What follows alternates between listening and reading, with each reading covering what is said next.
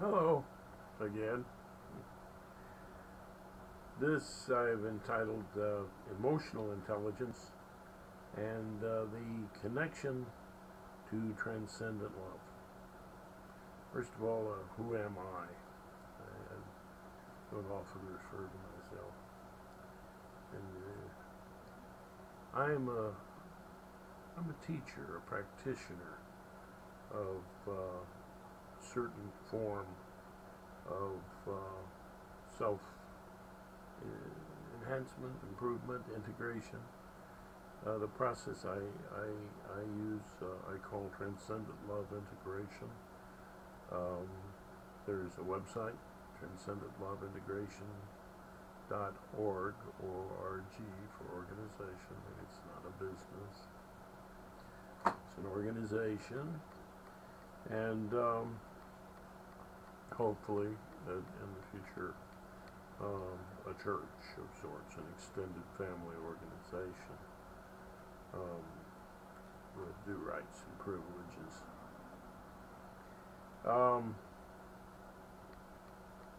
It's very rational. It's about process. So what I do is I teach a process.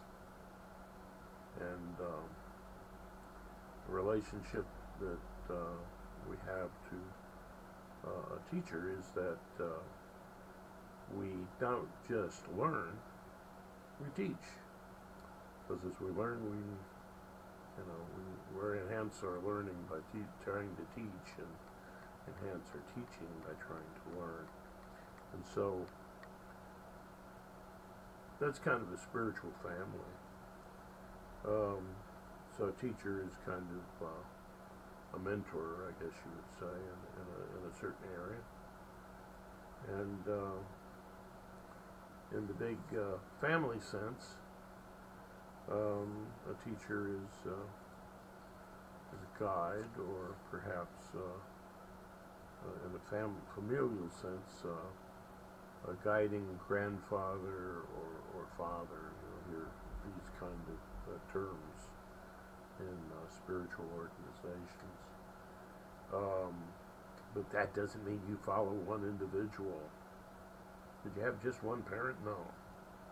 Just one grandparent? No. Just, if you ever were lucky enough to know any great-grandparents, well, you had 8 of those. So the only real guru would not be me or you. It would be all of us working together in love. That's something I say a lot. Okay, moving along. The first point I want to make is I want to talk about the connection between EQ and the 3 verbal dialogues in the process that I teach. EQ, or emotional quotient, or emotional intelligence, is a skill in connecting to some very basic ways of dealing with emotion, insightful ways,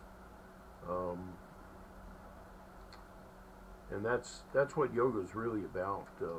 It's about a connection and having an overview and a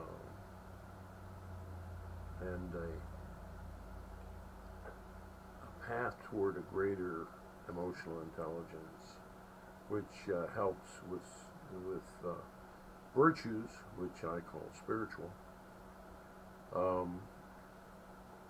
A lot of times you'll hear emotional intelligence talked about as self-control, self-awareness, and empathy.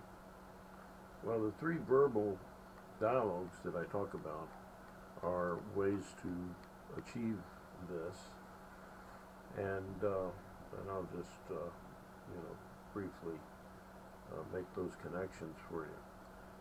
When there's this core, that part of you which I call the dramatic self, a part of you that is experiencing your life day to day. And this is also called the conscious agency self neurologically, but we'll get into that a little later. This part of you can have three dialogues that you express out loud. By the way, is the way I do this usually. You can opt for another approach.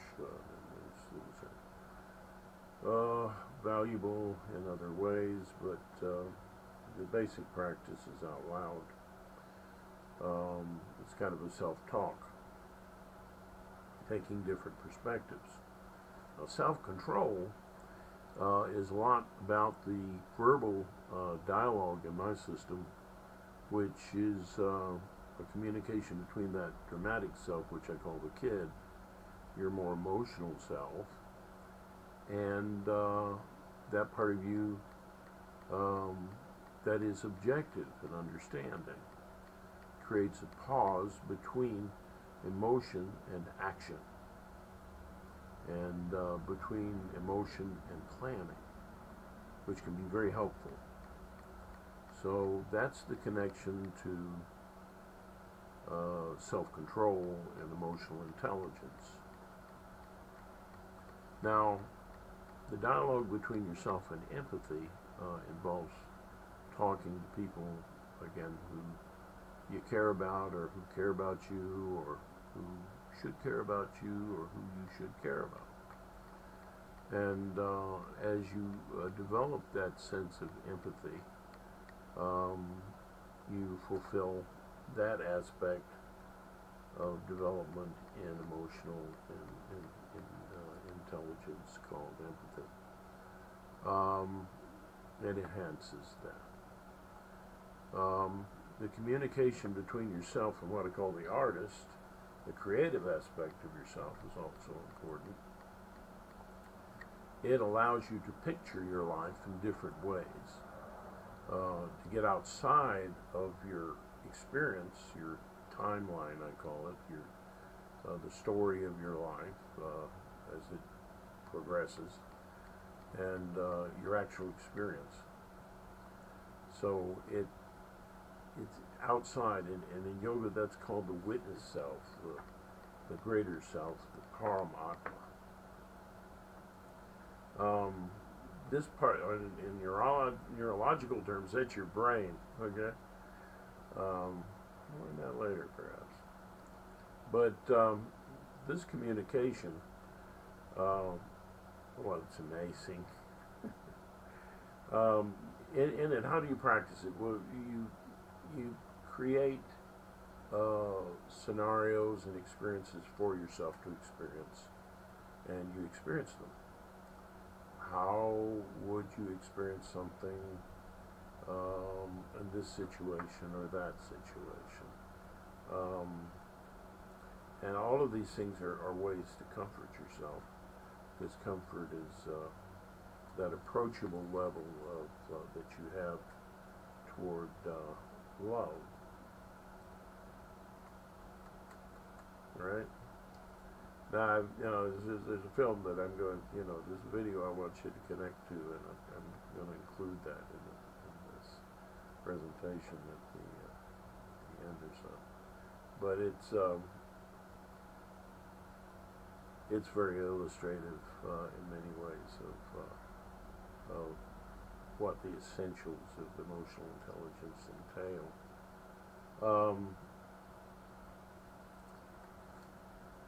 Now let's see. What's my next one? Well, I'm not a gifted speaker, so yeah, I try to keep it together with notes. The connection between EQ, verbal and non-language practice. Okay. Well, with each of these dialogues, they're called. These verbal out loud dialogues, usually.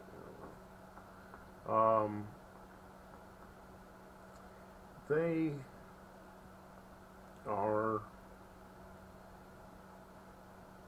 connected each of them to one of the basic approaches in what's called the Vedic yogas, which involve concentration and breath and sound. Okay, the connection between concentration, the awareness of your senses and your emotions and things like that you attempt to have in a communication between your kid self and your director, your counselor. That is enhanced by concentration, the practice of what some call meditation, where you are aware, you seek to be aware of what those feelings and things are, and to provide a cause. So the connection there is fairly clear, I think. The connection to the emotional intelligence of empathy is helped by getting very much into the feeling itself and experiencing it,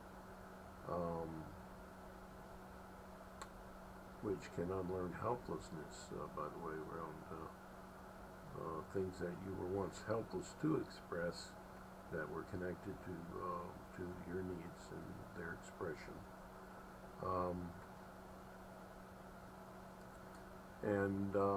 So the breath is very close to your feelings. There's hardly anything that gets closer. It's closer and closer to a kind of reliving experience than you have just with concentrating on the approach of paying attention or concentration. The prana yoga, or the use of breath to get in touch with your feelings, which is how this process I teach works, means that you express the positive and the negative feelings by breathing in and breathing out, and using sound that is not premeditated. So I like to use the sounds ah, ooh, and because they're, it's easy to get in touch with your feelings with just those verbalizations, those sounds, and as you do that, then it cuts right through to a more direct experience of what you're feeling, so that you can better know what it was or is, and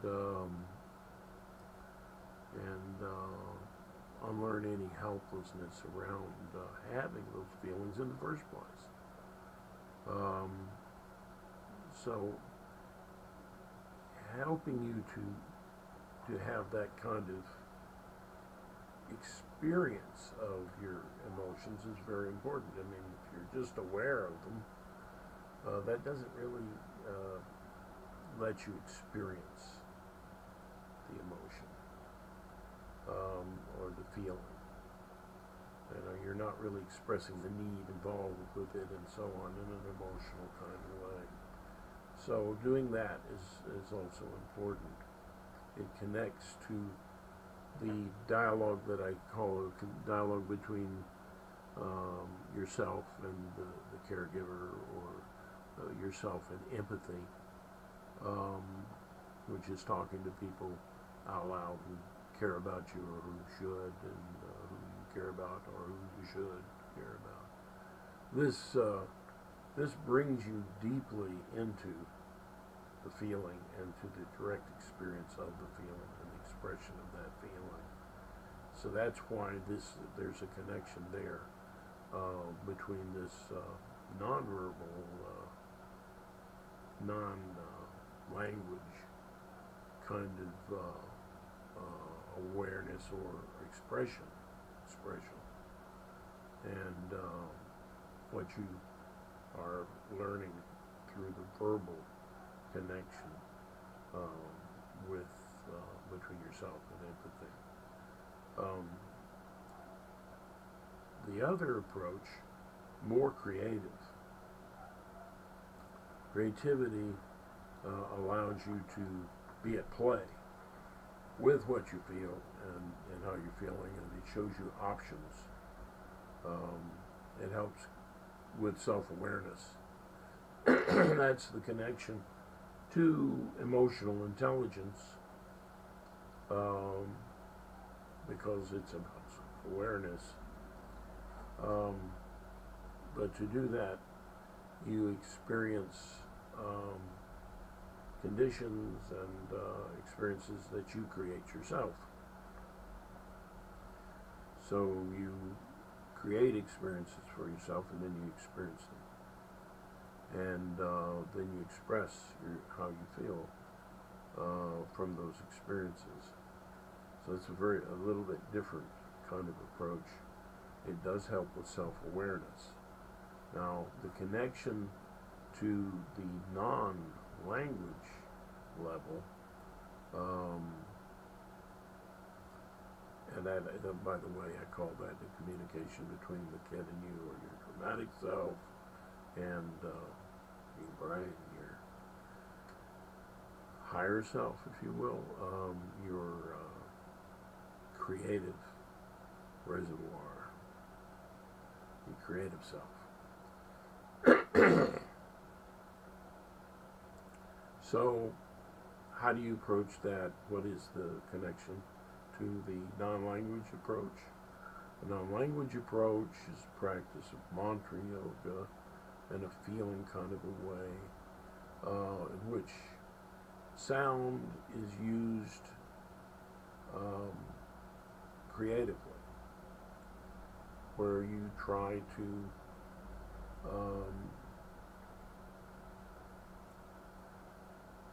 be very creative in the sound that you create in a way that doesn't involve language. How does that work? Well, you create sound, and that you can sing it, or you can speak it, you can blend the two, and you do it with feeling.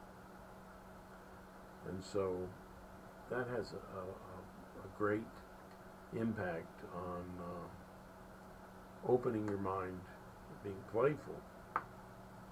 And playfulness helps with creativity, which means it helps with self-awareness. If you're not playful, you can't really be all that self-aware, because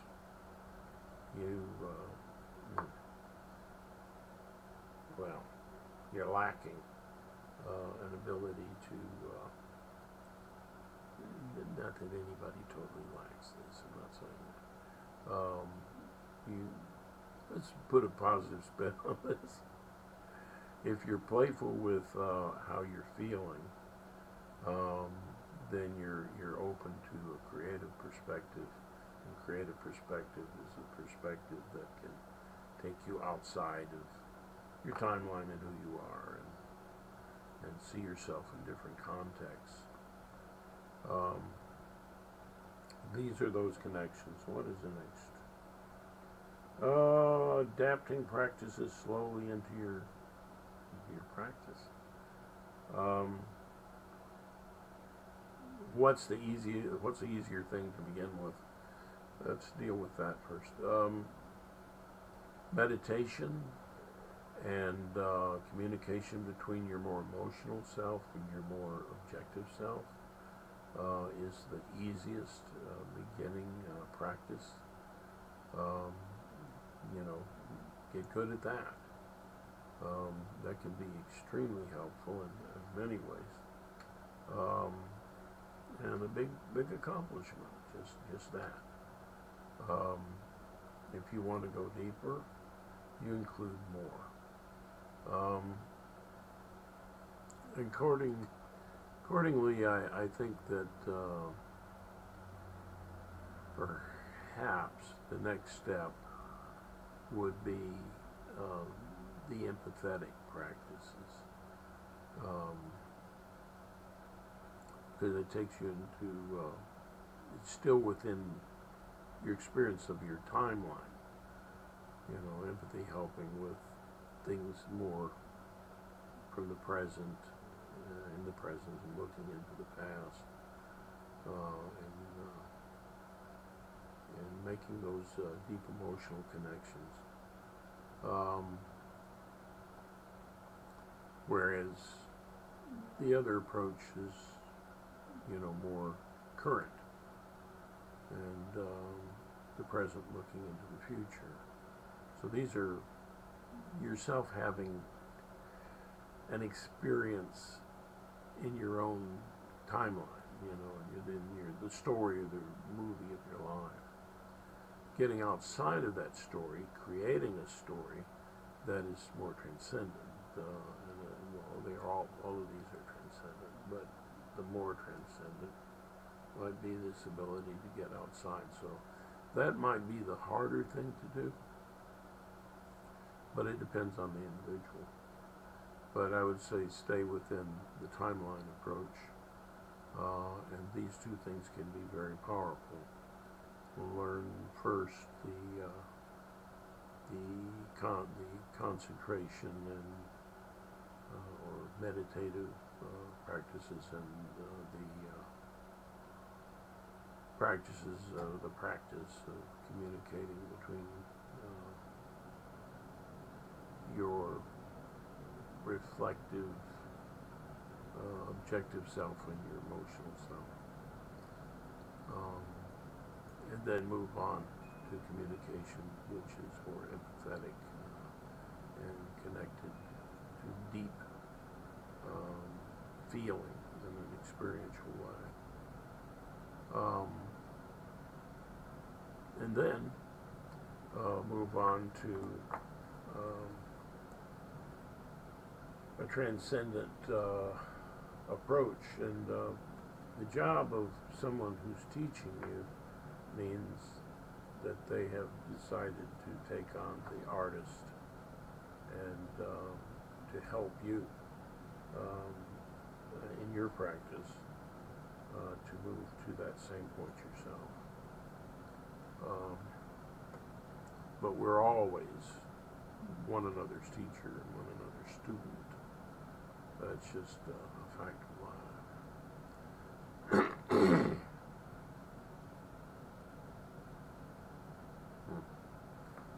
Let's see.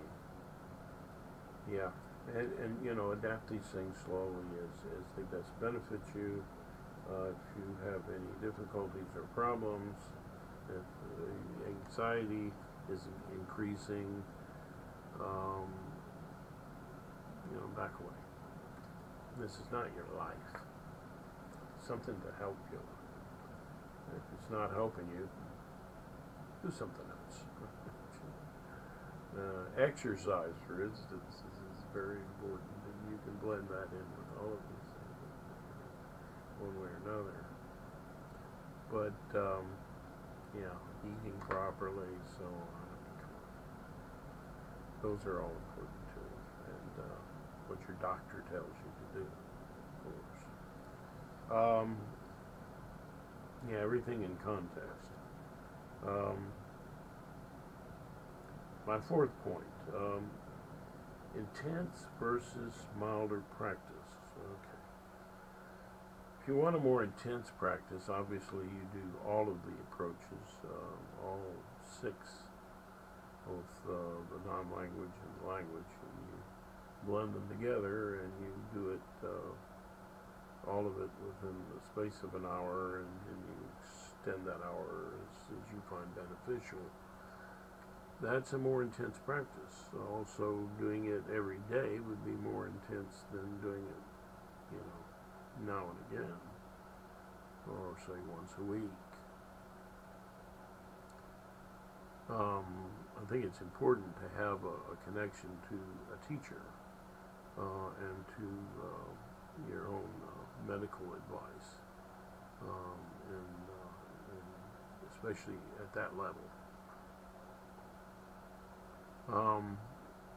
As you expand it out and separate the practices, doing one thing or another,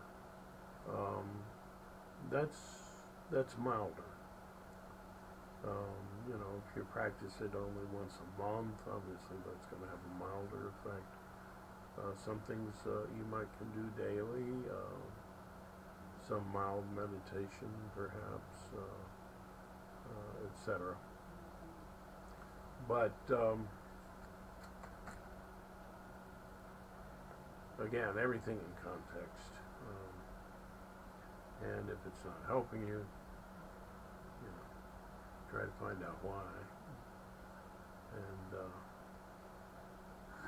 I might mention the impact that this might have on your dreams.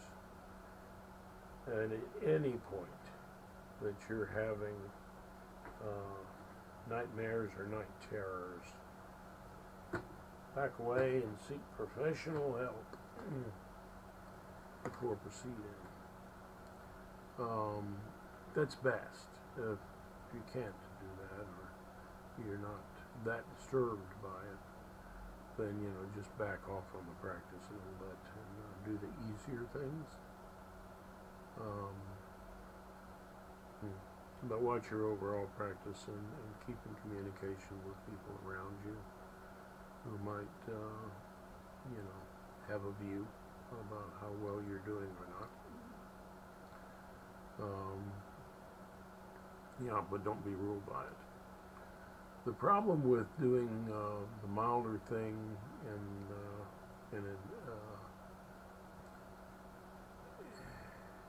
staying with just, say, a single practice or something is that any segment of the practice can be more of an addiction threat. So don't be addicted. It's easier said than done. But if you're just doing meditation, you can overdo it. Any of these things can be overdone. So, blend them together. That's one defense against that. But then again, it's also more intense. So that's how to deal with this. And the importance of having someone who's been there, who's done it, is very important. But have more than one teacher, and make sure that you check what someone like me is telling you with other sources that are involved with your health and your livelihood and so on. All right. Yeah. Number 5. A more blissful life and the social connection to other practitioners. Yeah.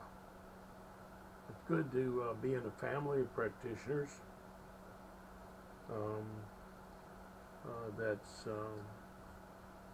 in yogi terms of the sampradaya, sometimes it's referred to in that way. It's a very ritualized approach, which I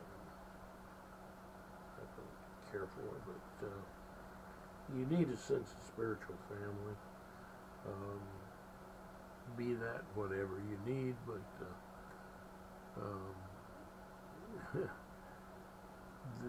being around other practitioners can be extremely helpful to everyone involved. You learn from each other's experiences. That's one of the great things about being a human, is that we're rather expert at that compared to other life forms on this planet.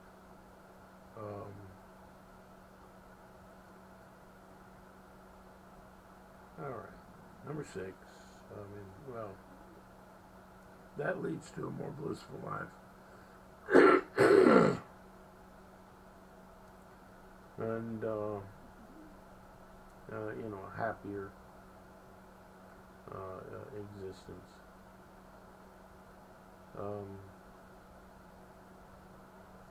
You know, an ability to ride through the troubles and the ups and downs of life.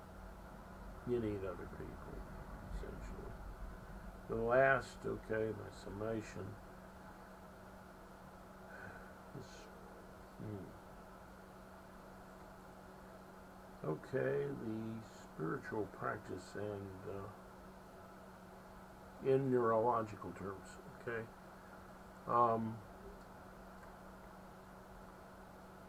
This whole practice is about a connection between the dramatic self that you have and the more reflective abilities that you can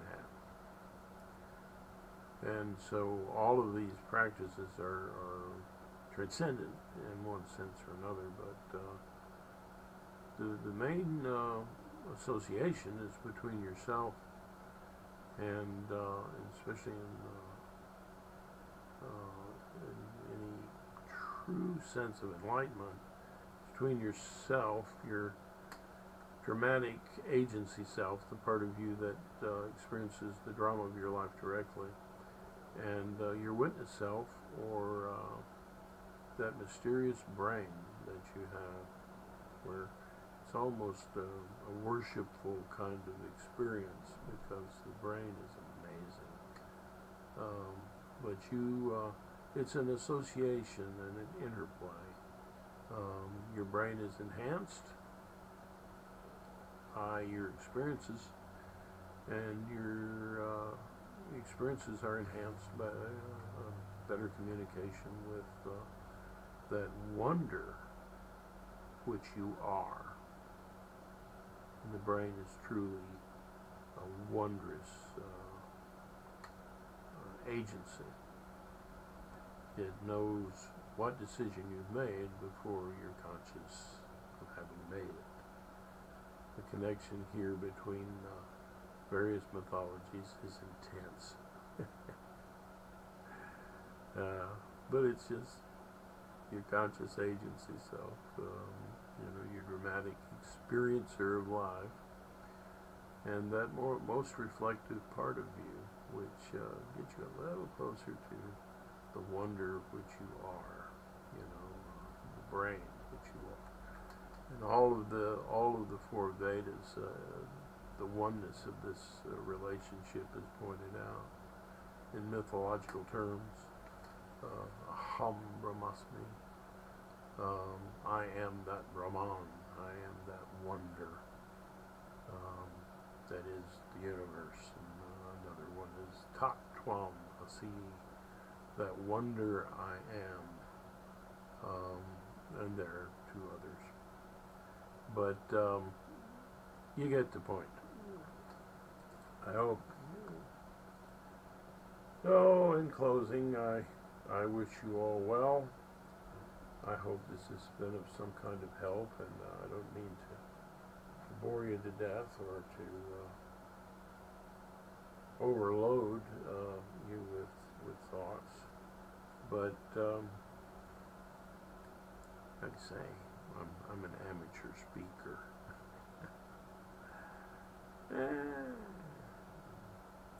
But I hope I've gotten across a few points. And practice is worth a lot of words. And in honor of that great wonder which you are,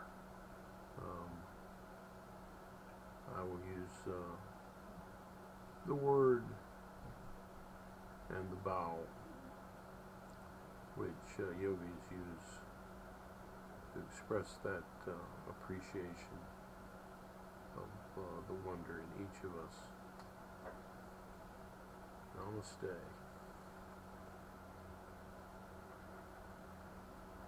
Until next time.